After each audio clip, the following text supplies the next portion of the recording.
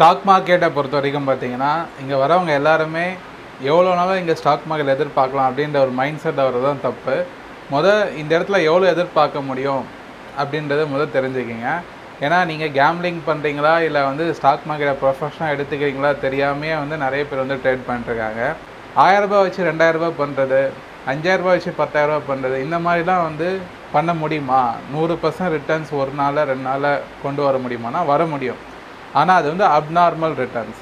Abnormal returns பொறுத்த வரைக்கும் நீங்கள் லாங் ரனில் அதையே எதிர்பார்த்துக்கிட்டு ஸ்டாக் மார்க்கெட்டே இருக்க முடியாது.